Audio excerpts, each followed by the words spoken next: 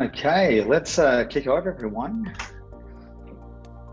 So welcome everyone to our September webinar series, NDIS Evolving to a Client-Focused Experience.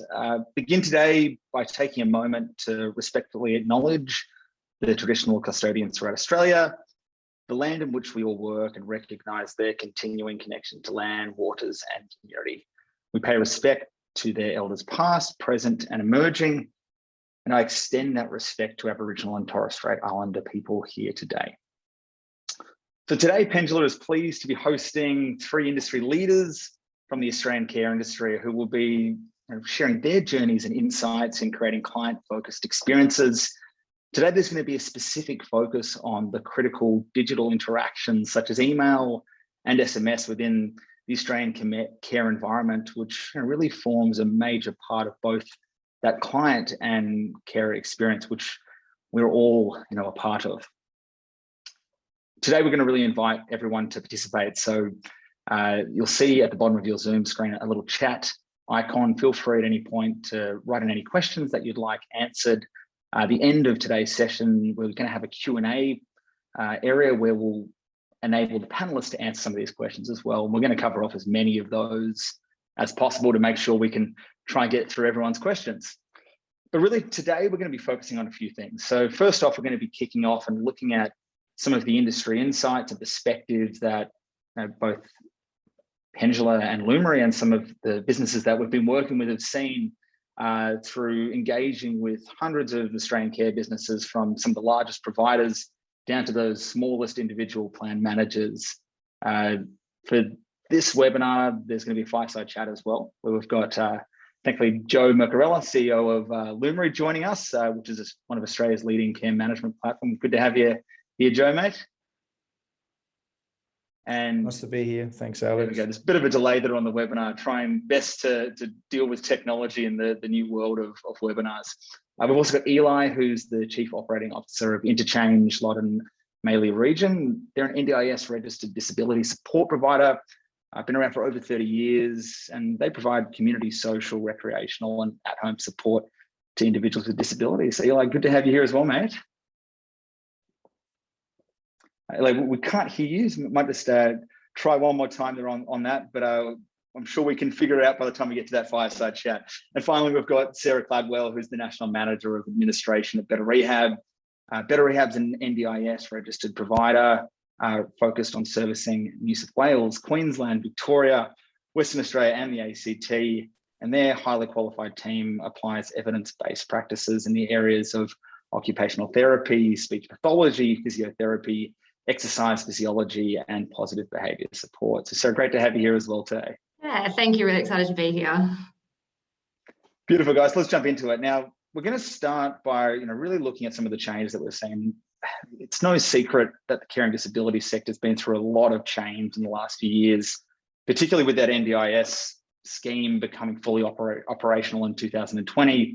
And add on top of this, all of these rising expectations from clients, we find ourselves in a really dynamic environment. And we're all scrambling within this environment to bring in technology to be able to scale while still maintaining all these unit economics that have to exist in order to run our businesses. We're adding all these systems, all these integrated communication channels are finding themselves into each part of our stack. And it's now a reality that simply sending outbound emails or SMS to clients is hard. And that's really just the basics of communication and customer and client experience. The good news is, though, is that there's opportunity that lies within this, and the whole client experience has really changed from the place where an individual's moving towards a place of freedom and choice and flexibility that hasn't really been seen before. And one thing that really is clear from our experiences, and that is that both clients and carers are shying away from the traditional ways that we used to interact with them, where we're sending them broadcast information or they're picking up the phone and calling them. They're now moving to a place where interaction is now two-way, where we're wanting to not only talk to our clients, but also enable them to talk back to us and listen to them. And this is really an interesting perspective, right? We're looking at a place where we're shifting from an area of talking to now conversing. And some really great examples we've seen, and we're going to be chatting to both Sarah and Eli about some of their great use cases that they've put in place today, around appointment confirmations, around how we can survey our clients on the services we're providing them. But also on top of that, some really exciting new ways of thinking where we're seeing some businesses out there going ahead and creating experiences where we're proactively engaging clients about services when maybe their annual budget utilization is low. Now, the good thing is that this is actually backed up by stats. So of the hundreds of customers and millions of conversations that businesses like Pendula and Lumery have facilitated for Australian care businesses, we're seeing some pretty amazing things. So first up, if you can turn your business into a conversational-like experience, the engagement increases over 5 times, which, just to let that sink in, that's significant from where we've seen people basically not engaging with businesses except for when they're in the room with a carer. And on top of that, when we bring in conversion around new services or bringing on additional things that would sit in one's care plan, we're seeing conversion increases go up by around 400% as well. And this is across several states and thousands of clients and carers. Really simple, right? If we create environments where our businesses are interacting the same way that our clients are interacting with each other, we're going to find ourselves in a place where experiences are naturally going to be a lot more personal. And that's really where Pendula comes in. Bit of a background as to what we are really focused on. What we're looking at doing here is creating these types of interactions with carers as a partner, and being that key technology partner to support the interactions, but giving the power to the end user to go and create them. Now, the good news is that you're not alone. So there's a large community that's now being established, where we've got 2 of those businesses on the panel today. There's hundreds of care businesses that are embracing this new technology, from some of the largest NDIS organizations to significant private health businesses to the smallest individual carers are all embracing this new evolved experience in not only telling their customers things, but also listening to the clients and their experience. Now, having all these people interacting is great, but on top of that, given the nature between this industry, another thing that's emerged is this community of businesses is sharing their experiences. So some really useful assets have been made available free of charge. No commitment at all is required to see this. If you go to the Pendula website, you'll be able to see a library of over 100 different experiences that are tied into care businesses. You'll see some here from confirming appointments to client intake to onboarding to surveying, whatever it would be. And these are at your disposal free of charge. So really good to see the community giving back and being able to share and ultimately really do what we're all here to do, and that's provide a better service and experience for our clients. Now, enough of that kind of intro here. Let's jump into the real reason we're here today, Fireside Chat. So this is something that Pendula's been doing for a little over a year now. Every month we're focusing on different areas. The September issue today really wholly focused on this NDIS care management world. So really great. Again, Joseph, Sarah and Eli, thanks for joining. A reminder as well to everyone in the audience, if they have any questions, they'd like any of the panelists to dive into anything in more depth, please feel free to jump and write them in that chat and we'll get to that. But enough from me, let's go straight into this. So first up, we're going to take a step back, look at the challenges before Sarah and Eli really got onto this journey. Something that Joseph at Lumery sees on a daily basis are care businesses who are wanting to transform, who are understanding how much the environment's changing. And there are 3 things that always come up when we're looking at transforming, and not only a business from a process and system perspective, but also from an experience perspective. That is the key 3 pillars, and that's the clients, the carers, and obviously the systems that support them. So Sarah, maybe we start with you and focus in on the main challenges in care management. When we're looking at establishing these experiences that are truly differentiated, what are you seeing as those challenges? What's, I guess, your perspective of the start of the journey and why you guys chose to go and evolve your business. Yeah, definitely. So I guess for us, one of our main challenges was around a really consistent client experience. And I think within that, particularly when we want a really consistent communication, obviously from a service perspective, this can be quite challenging. But what we wanted was basically really consistent interaction throughout the entire client experience. So whether they're, booking an appointment in with one of our office managers directly through the clinicians. We were looking for that consistency around timeframes and around consistent methods of communication as well. I guess sort of the other side that we were trying to balance was having a really tailored and personalised communication, especially I guess when you consider the demographics of our participants.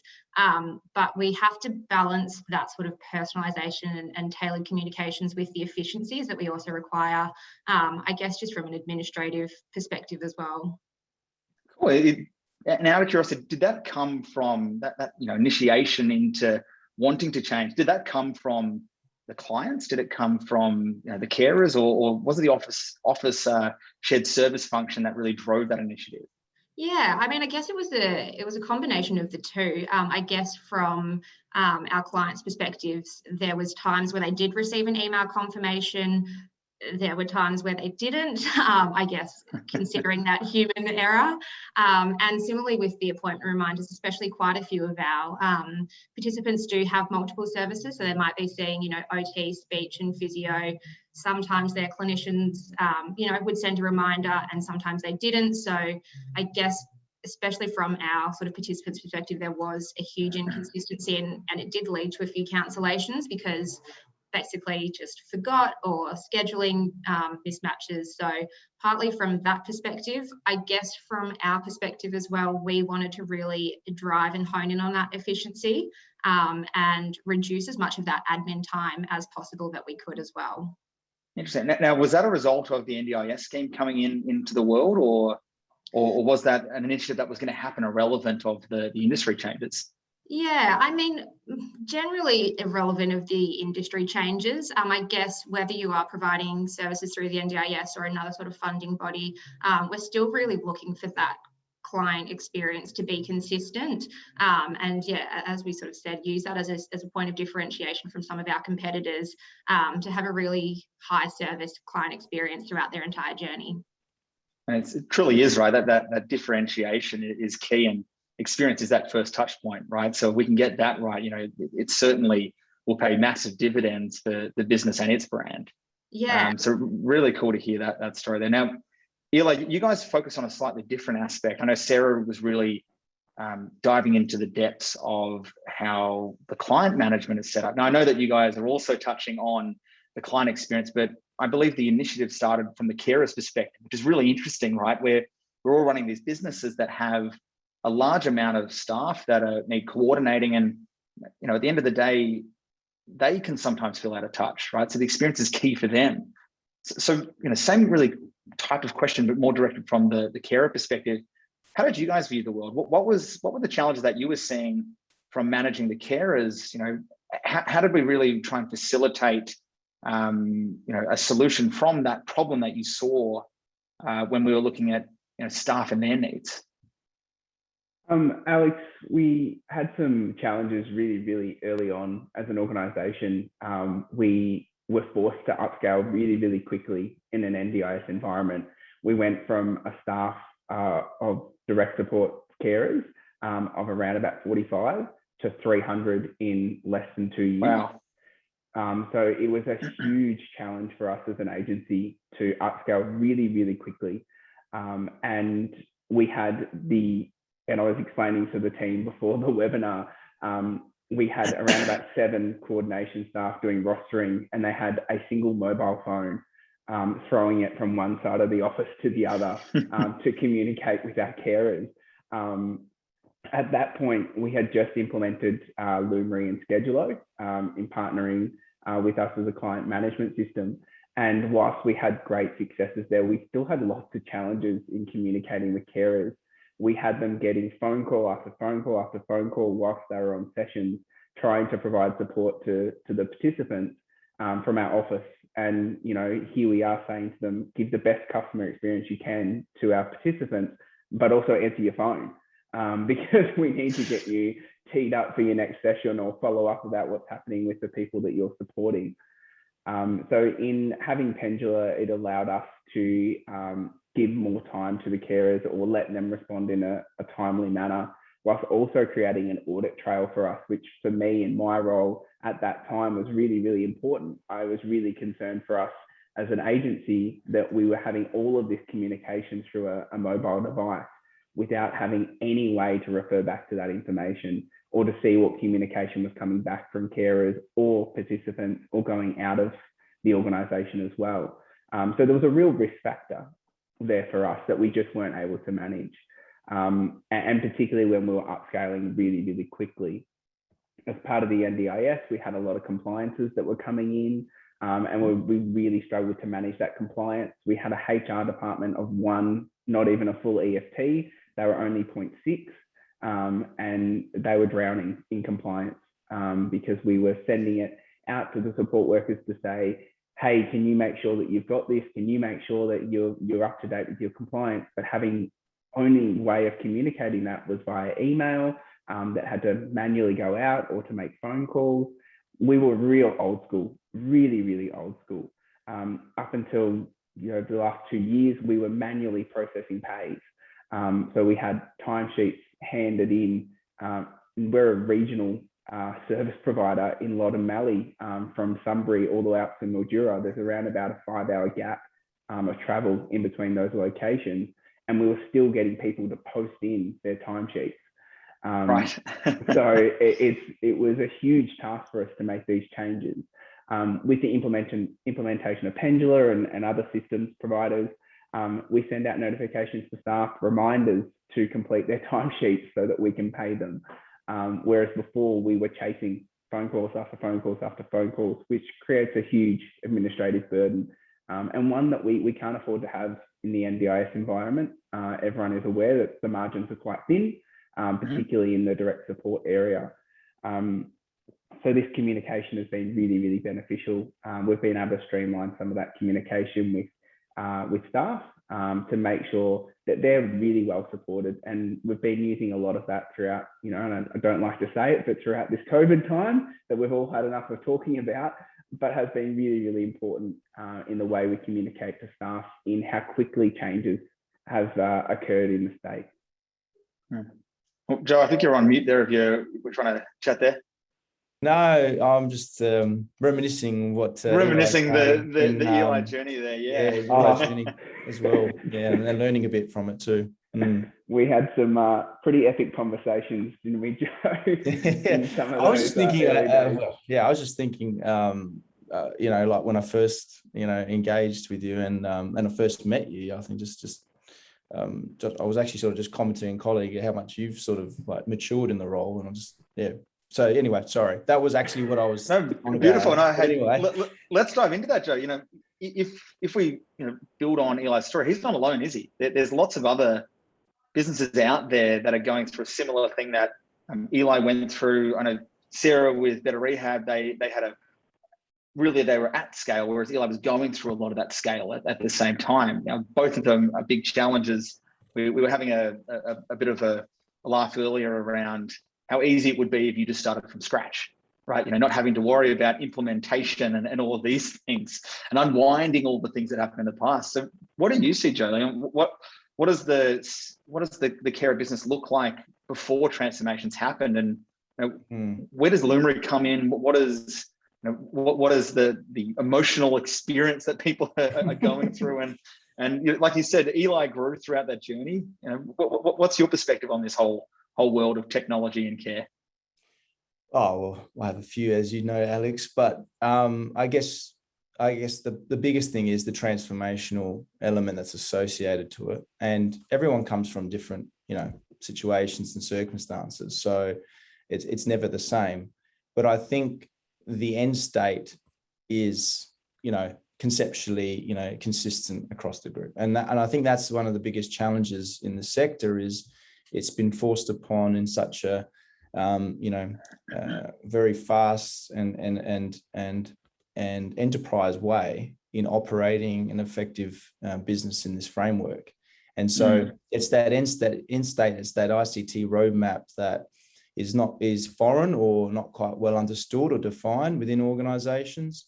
And it's very challenging to try and get to, and evolve your tech stack effectively if you're not aware of what the end state should look like. And that's what I see as one of the biggest problems. So it's the overall understanding of what's needed to be successful in this market from a technology perspective. And then it's the process to achieve that. And that requires, the people and the adequate finances in order to do that effectively. But I think that one of the biggest areas in which people probably don't appreciate, and Eli sort of touched on it a bit, which is that change management element, right? It's that bringing people on that journey and uplifting them, in the need around technology and that digital experience, whether it be from a carer's perspective or from, the customer's one. And so, I think, of what I've witnessed, it's all been very different, over whatever it is, 240 odd customers today. You've seen a lot of different journeys. I've been obviously with Eli, one of the initial organizations that came on board, and obviously being regional. I remember going out, to the Bendigo region there to go visit, and they were sort of say, well, we've never had someone come down here before, pretty much. But that just goes to show that, that you need to have, us as technology vendors need to have the same level of care that the providers do. And if we're not on the same page there, then we're not going to effectively, transition what's needed to be supporting the scheme in an effective way. And it's still very ambiguous or constantly changing, the NDIS, for example, and the path in the future isn't any real clearer. And so we need to be very reactive, or have the ability to be reactive and change in accordance with it. And so hopefully Lumery is supporting our customers in the right way to do that from a regulatory perspective. But then this whole process of digital enablement and customer engagement is fundamental, right? Because we're all used to using, phones, apps today. Yet in what was present, a few years ago was, a complete disjoint between what was normal in our day-to-day lives versus what was available from a provider's perspective and so forth. And so I think, Alex, that's what I see is that end state roadmap. And look, there's Lumery tries to help with that process as much as possible. But it's also that change management piece. It's almost not it's not about looking back, right, and seeing what's broken in the business and what can be improved. It's it's a leap ahead. It's looking at what's possible, this future state, and working towards that. It's almost a bit backwards in the way that you normally approach these transformational projects, right? Transformation normally is broken down into what are your issues, what are the problems that we're trying to solve, and then delivering solutions to that. Whereas this is a whole operating model shift, isn't it? It's not just systems, it's people as well, isn't it? 100%. And the model's been defined. Like, this is an insurance-led model in a commoditized market now, which means it's purely technology-led, right? As a differentiating factor. And it's easy for you and I, because we've grown up in technology and we know enterprise solution. You can compile that together and you work with large organizations to facilitate and achieve that. But if you don't have that context or understanding experience, it's hard for you to even imagine, and that's the world you need to go create. And so, it's big, but I think, these sort of sessions, these podcast webinars and so forth, these are good and helpful to help people understand what that journey might look like. And listening to, Sarah and Eli, obviously got experiences, real life experiences. And so I think this is just a great cause and really helps people, upskill and uplift their knowledge. And hey, also celebrating a bit of success here as well, right? We've got, I love the story with Eli. Eli, that comment that me and Joe were just making then around it being future state focused, not looking back. and I'm sure that didn't feel like the approach when you first started on the journey, but you bought into that, didn't you? It evolved over time. Yeah, look, it was a huge challenge. I think, particularly as Joe said, the NDIS has kind of pushed our industry into this almost retail customer service driven model where we had block funding. Particularly for my organisation, we were pretty much all block funded. Government would pay us money, we deliver services, and anyone who wanted the service just came along. Now we've really got to come into a retail market and sell our product as much as we can, like any other provider. But the challenges that come with that is that the NDIS is ever evolving, and then you're trying to explain to staff that, we've got to be a little bit more innovative. We've got to sort of see these changes and really look forward, because if we don't, another provider will. And it really is a benefit to us as employees, as well as the participants, about how well we can execute this. And whilst it is challenging, because it really is, particularly for those people, we had staff members who have been here for 25 years when I first started, who were writing everything down on paper. We were sending birthday cards out to every single participant on their birthday, handwritten birthday cards, which is beautiful and sweet and lovely, and that is fantastic. And I love that, and it's something that we still do today. But we were doing that plus handwritten invoices and all of those types of things. And I think we really needed to look and go, well, where do we want to be? Where could we be? And what systems can we implement that are going to help us get to that point? For us, the systems that we've put in place between Pendula and Lumery, realistically probably were products that were just a little bit outside of our reach financially at that point in time. They were probably on the higher end of expense for a smaller organization that we were, but we were wanting to have a product that we weren't going to have to then leave in 5 years' time. We wanted to invest in a product that we could see that was really pushing the boundary, and that we would grow with, or would grow with us, which has probably been part of our success in that systems implementation. And that's allowed us to do that change management, to go, well, Pendula's been able to implement this, and they've looked at this, so we need to look at that as well, because that's where the industry's going. It's certainly brave. Yeah. It's a risk. It feels like a big risk, but ultimately you're like, you don't have much choice.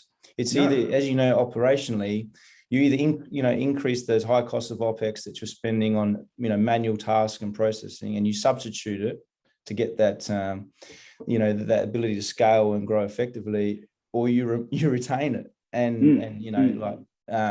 it's a big leap. It's a leap of faith when you're not used to it, So maybe we shift gears here a little bit and kind of go a little bit further into that solution space. So we're starting to think about this, and I might start with you, Sarah, as we look at, we've got the challenge identified. We know what's possible with these, forward-facing solutions. If we look at the system and people kind of challenge that exists as part of that, if we're looking at implementing any change, it's always people, process, system, right, at the end of the thing. So if we do that, and we start to think about personalization and all of that, like how did this change? Like how did automation and personalization of messaging help solve your problems there of engaging with all these staff and engaging with all the clients as well around that? What did that look like for you? Yeah, I mean, as we've all sort of alluded to, we just internally discussed that the best way to address the problem was to leverage the power of technology. I guess we had two choices. We grow our headcount in the administrative team, or we find a solution that I guess longer term will be able to help address those main problems that we discussed around sort of that communication and consistency of service. We have the automated email reminders that are sent as soon as an appointment's booked, and the appointment text messages, they're sent at the same sort of time frame before all of the appointments. So it really does address that consistency. And then obviously then able to use sort of the custom merge fields within those template bodies. So, you know, first name and specifically what discipline's coming out and what your clinician's name is, just to really sort of personalise that message with the relevant information while also keeping it concise. And I think, as I also sort of alluded to in my earlier point, we've just removed the human error of missing a step during that referral process.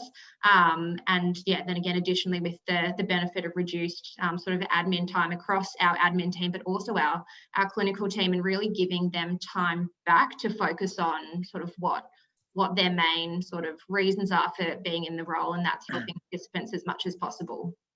Now, you were saying before around, you know, your experience now being differentiated. I know that you guys are using the two-way technology of talking back and forth with your clients. What feedback are you getting?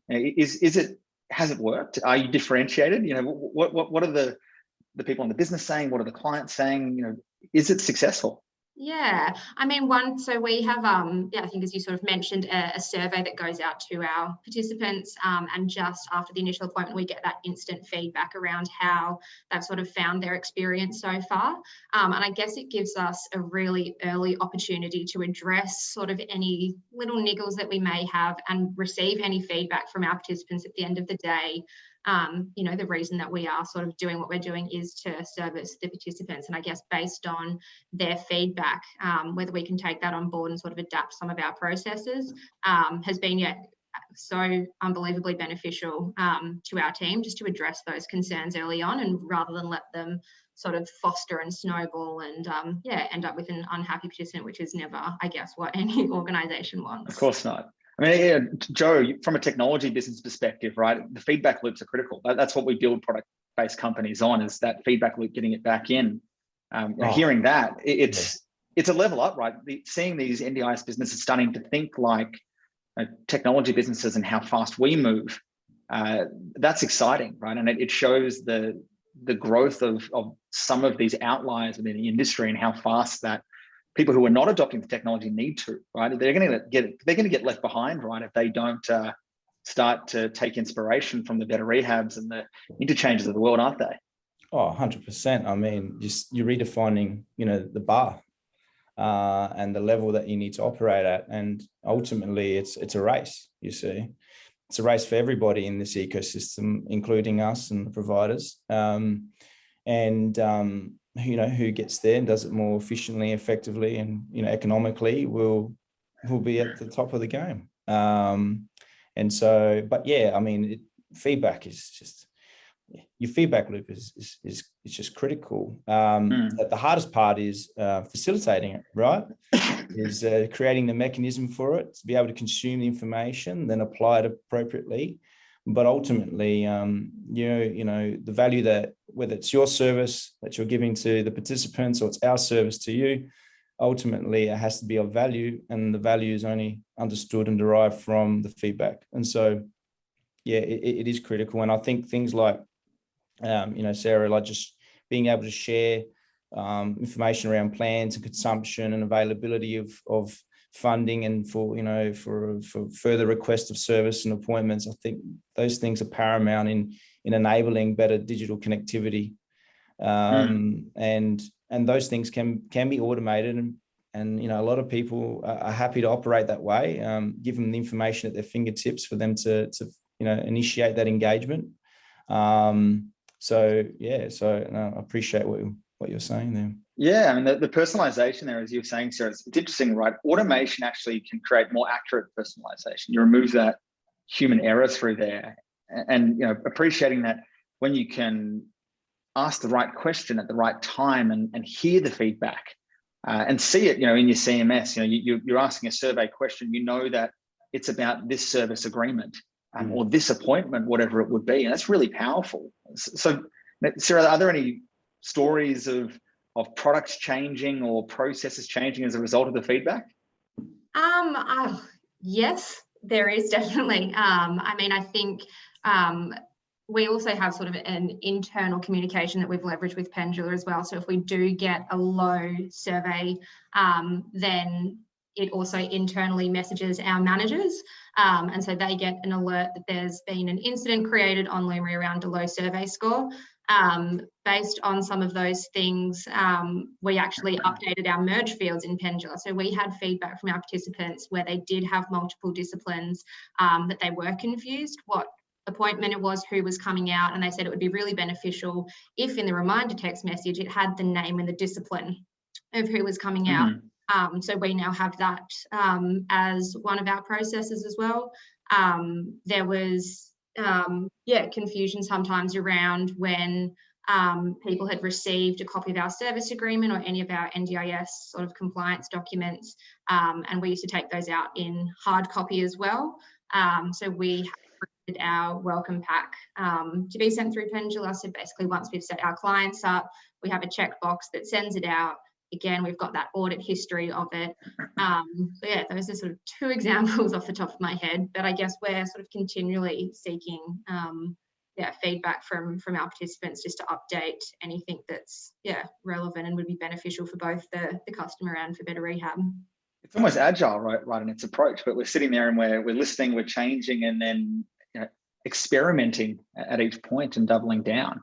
A few things that you touched on there, which I'd like to kind of tap Eli for this. We're talking about all these different systems, right? I know some of you guys are using scheduling tools like Schedulo, Lumery as that care management solution, which obviously both of those technologies plus Pendula are all connected and intertwined into the base of Salesforce, right? So we're getting all these amazing technologies that are all integrated and completely aligned with each other. There's a lot of power in that, isn't it? If we look at some of the caring facilitation, we're crossing Lumery processes, we're crossing Schedulo-based appointments, and then having all the communications firing off those events.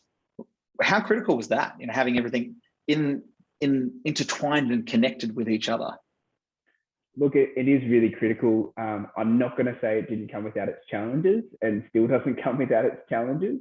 I am not a tech person at all, and came in to my role with Interchange as a recreation coordinator. So I ran camps and school holiday programs, and before that I was in children's services. So the whole client management world in technology was not a thing that I had any experience in, but quickly sort of adapted, which has meant that we have been able to make real critical points between our client management system and our rostering system, and even now from our rostering system into our payroll system, and made sure that they were consistent across the board. So for us, it was a challenge, definitely, and as we scaled up, it was even more of a challenge, because we'd implement things and we think that they would take us to where we need to go at that next point, and then we go, oh dear, we didn't consider this, and this, because we want the communication to come through from Schedulo, or hang on, we're looking at it from Lumery's fields and systems. So it definitely is a challenge, but nothing that can't be achieved. Again, I don't have IT background. We don't have a systems IT person in our organization. I would love one, because then it would take some responsibilities from me. But it's been a really good opportunity for many of our staff members in the organization to get a real understanding of how the system interacts with one another, or how they interact between the two. And having those communications coming in and out of, or coming from one system and into the other system, has been really, really critical, because it's meant that we are confident in the information that's coming out of the system and what's coming back into the system as well.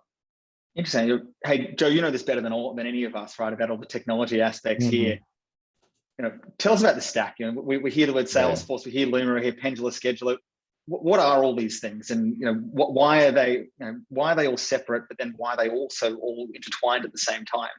I will. And I just listening to Eli that's saying, like there's no IT administrator. Like what's probably not appreciated is the level of comprehensiveness and complexity that's associated to the actual technology stack, to your point, Alex. And so So these applications like Lumery and Pendula and so forth, and Scheduler, all started their life being an application built natively on the Salesforce technologies platform.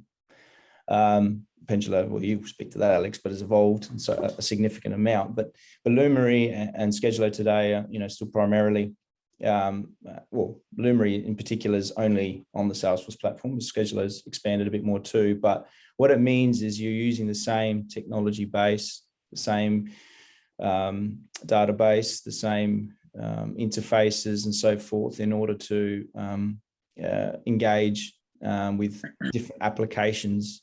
And, somewhat you could call it like operating on your phone. You've got different applications all on the, the Apple Android platform. But the difference on your phone is the apps don't connect and speak to each other. All right. And that actually is the biggest hurdle or the biggest differentiator. When they have to speak with each other, they have to speak the same language. They have to have structures in place for joint roadmaps. They have to all touch points around account management and sales, everything has to be all connected and synergized. Otherwise, there's just gaps. And it's, very obvious to the customers, in particular, let's say early adopters like Interchange, where, you're growing and evolving. And there are things that we have not considered or that we know we need to do, but don't have capacity to do. So that's basically the basis. Salesforce sits on the bottom, let's say, and provides the technology, the base, and the application stored on top. And the difference is that our applications have different modules that are installed, which connect the applications together. And you see it as one solution, right? We look at, it's so repeatable, isn't it? The shared customers between Lumery and Pendula, it's 60-70% of the Lumery customer base is using Pendula and or Scheduler in some way, right? And it's because it's a solution. It's not about, really what you've got is 3 different businesses, or at least 2 within Lumery and Pendula, investing millions of dollars into research and development of their platforms with a specialized focus, right? We let you guys worry about all the care management stuff. We'll worry about how to create conversational experiences through that. But together, and what an Eli and a Sarah get is, I'm sure, Eli, you don't see Pendula or Lumery as separate, right? It's just one solution that you guys have. It's really repeatable, and that's, I guess, the big message here is you don't need to invent and start from scratch. This is copy and paste, the new operating model, right? Yeah, like you probably don't appreciate how much it actually costs to go do this effectively, and then to be able to make it scalable and applicable to multiple different enterprises and businesses. The fact of the matter is there's been organizations in this sector that have embarked on the journey themselves. And if you're not aware of those, those organizations, it's worth taking a look in, because they've spent, upwards of $5 million or more to produce something that you still don't even have, that they don't have what you have. And they don't have the ongoing maintenance and R&D that's associated with it. And it's not one's fault. It's just costs a lot of money, and we can only do it at economies of scale in order to actually facilitate and achieve it effectively. So the more customers we have, the more we can do it better, the more intel we get, the more funding that we have to improve the solution, and it just keeps getting, better. And I have to send out apologies to those that first adopted it, because naturally they had to bear the brunt of, being, a little bit of the trials, and providing that initial feedback and so forth. And it's no one's fault. It's just circumstantial. But, taking on the solution today, your experience is profoundly different. And I wish I could brought that old experience back to the start, for everyone, but that's just not the journey that's been upon us. But the main thing is we're taking the lessons, we're applying them, we're improving it, and that keeps, feeding back to customers that have been on the journey with us for a long time. So yeah, and hey, really, really good segue there, Ro. Actually, we look at that, and Eli, I might get you to kind of jump on this one. This is the bright future ahead, right? it's all this hard work that Eli and Sarah have put in. They've got a head start now. They've got the technology and they're operating this technology moving forward. They've learned the lessons now. They're moving forward. So, Eli, maybe for everyone else who's considering this journey, what are the lessons that you've learned along the way? Look, just if I can jump just quickly back to Joseph and say, as an early adopter, I think I actually appreciated the fact that there was that disability sector was actually being taken notice of, because the reality is that there was no systems providers who were actually looking at disability service providers, NDIS providers, and putting in the time and the resources to understand the complexity of the client management systems that we needed, and the rostering management system and the communication systems that we needed. We need to be really honest in the fact that there was nothing out there. This was all very new. We were running off systems that were looking at children's services provision, looking at hospital systems.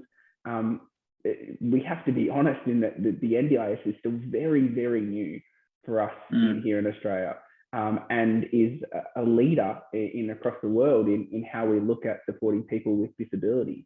So we were never going to have a product that was going to be perfect from the absolute get-go, and still is going to need adapting and changing. So the fact that we have systems providers like Pendula and Schedulo and Lumery who are actually looking at investing money into improving these systems is fantastic, because without it, we wouldn't be able to deliver a quality service to the participants that we have on the NDIS.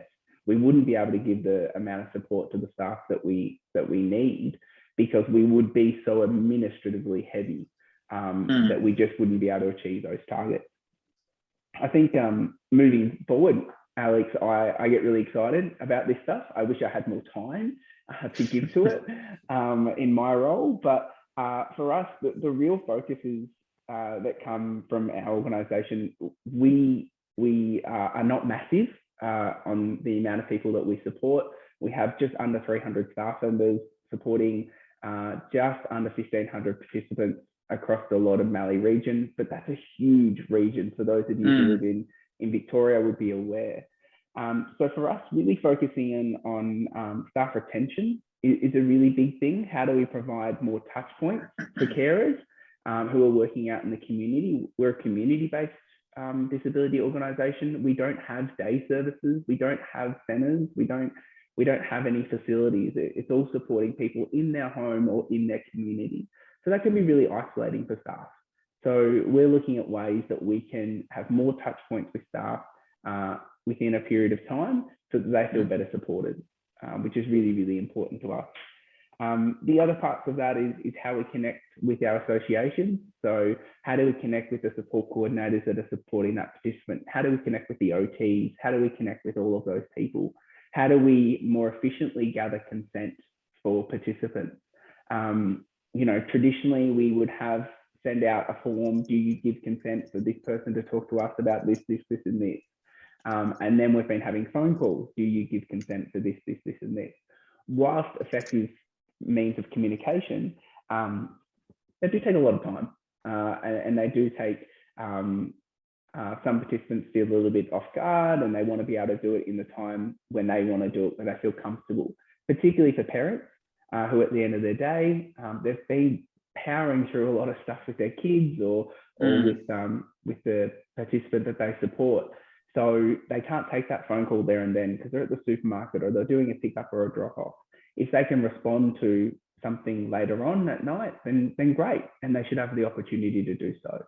So they're the efficiencies that we're sort of looking at to make sure that we are seeming like we're a service that can be available 24/7, whilst also keeping our staffing constraints within a certain time period, and we're not overburdening our staff members either. And so much that we can learn from the Interchange journey, right? It's the incredible all the different phases that the business went through. So thanks for sharing that, Eli. And maybe we just round up today's session.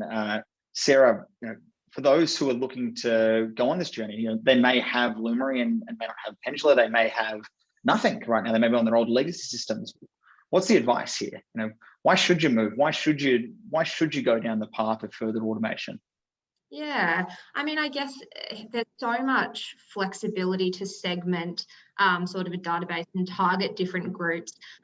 So, the automation to message a certain segment of customers. And I guess Lumery really facilitates this through sort of the custom pick lists or filters that you can set up there. And basically, both sort of platforms just really help facilitate communication with clients in a really efficient yet accurate way.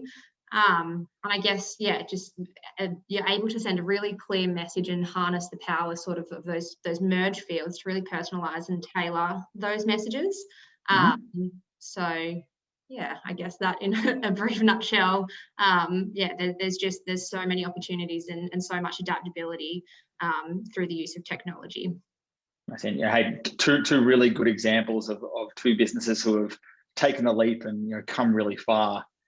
So well done to both of you for the journeys to date, and we're really looking forward to seeing all the future success and how the software will develop within the business and how you guys, all the new things you're going to use it for as well. Really excited to see that. So that's going to conclude the core part of the webinar today. We're going to change gears and go to the Q&A now. So we've been receiving a bunch. Thank you for everyone for dropping their questions in. We're still going to leave those questions open, so feel free again to ask any more questions, and we'll try and get to as many of them as possible in the next 7 or so minutes. We might start just really as a quick question that's come for Eli. This has come from someone who's currently implementing Lumery. You mentioned about payroll before. What payroll system are you guys using, and is it integrated? What does it look like? I'm going to keep this as short as I can so we can answer as many questions. I apologize for talking so much. We have just implemented Sage People Pay. So that is on the Salesforce platform, which was a deliberate purchase. Obviously, we're wanting to make sure that we are getting everything through in an automated process as much as possible. We use Pendula to remind staff to complete their timesheet prior to them being submitted. We use it to remind staff to update any information that they need to. So just working at the moment with payroll to get a workflow to, if someone wants to update any of their addresses or bank account details or anything like that, to get them to do that through a bit of a workflow, which we will be using Pendula to do so, rather than having someone to implement or input that data, which will be fantastic. So at the moment, before that, we've literally just implemented Sage People Pay. We are 6 pays in for all of our staff. It has had its bumps in the road, but we're just starting to see the successes of it. We went from a 4-day processing for payroll down to half a day. We only have 300 staff, so 4 days is far too long from a payroll process, but it was all done manually. So we've gone from that to half a day. I guess that things true to what Joe was saying before about everything being on that one platform, Salesforce. You add in that next capability and it already works, right? There's not a need to, there's no integration process, right? It's configuration to what the business needs.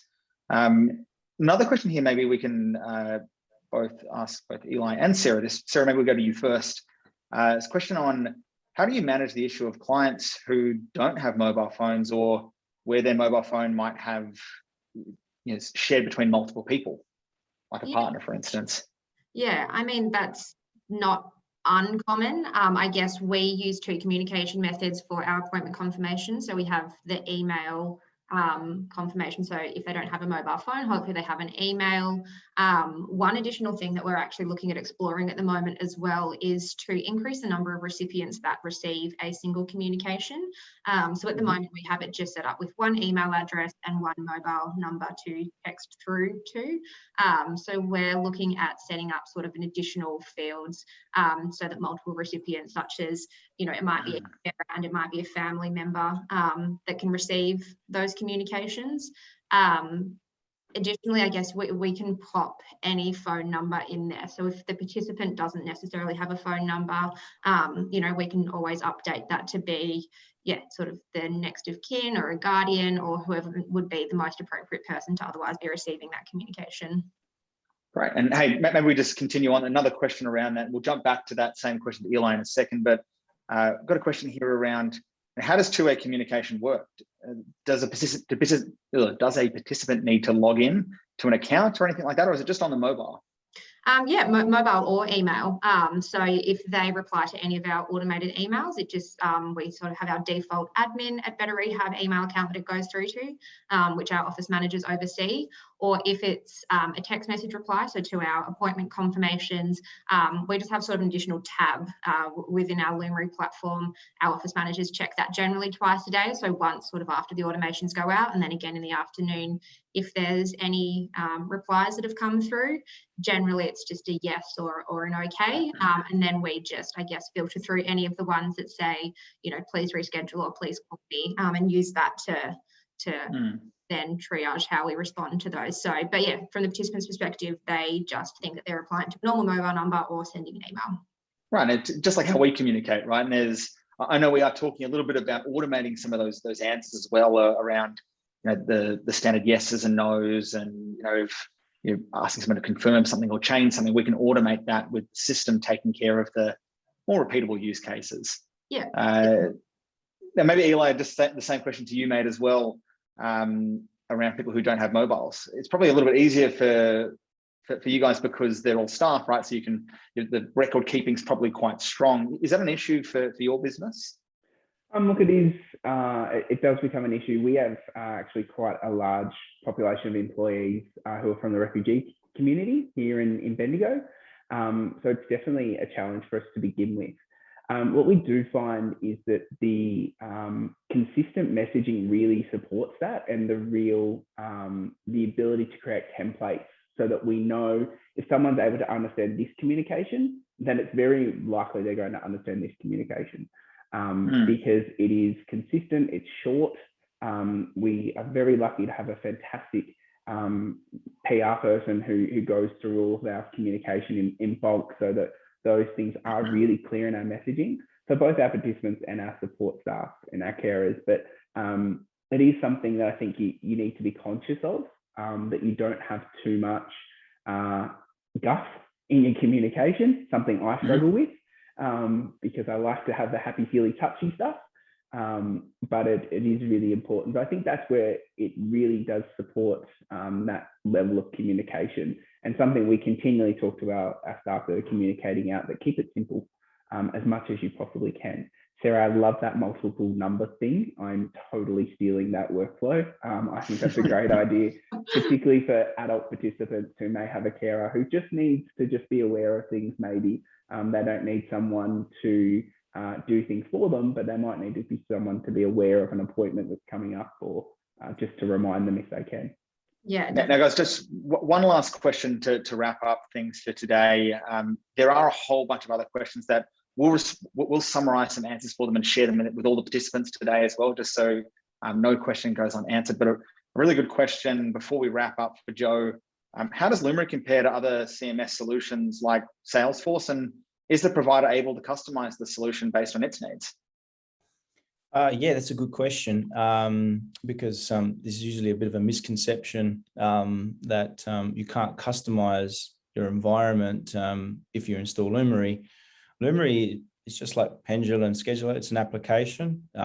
You can't obviously change the code base or code source in the application, but that doesn't mean you can't work with it. And Better Rehab are a great example of how much focus and energy that they spend in, what should we say, Sarah, tinkering and playing and putting in new processes and workflows and all the time. They've got a great appetite for it. They've allocated resources to do it. We have a good relationship where if they need some support around the technical aspects of what they're actually intending to doing, that they've got a mechanism to, tap into our, 40 or 50 odd Salesforce experts here to get that inside understanding, because, it does take a little bit to learn on the platform, from a maturity perspective.